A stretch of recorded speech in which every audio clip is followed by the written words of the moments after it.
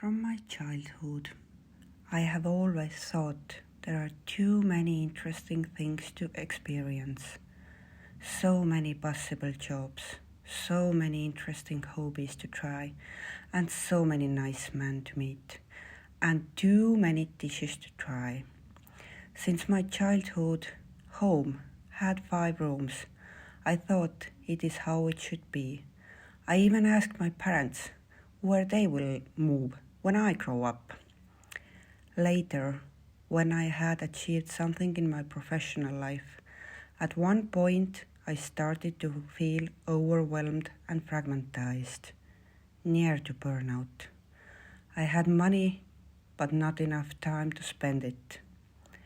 I started to say no to some tasks and realized that it was okay. Then I moved to a smaller apartment and threw out my TV. I started to attend fewer social activities but really enjoyed those few. I started to eat only things that I really love. Now I have only one job.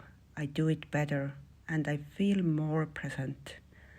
I am happier than when I had a lot of interesting things in my life.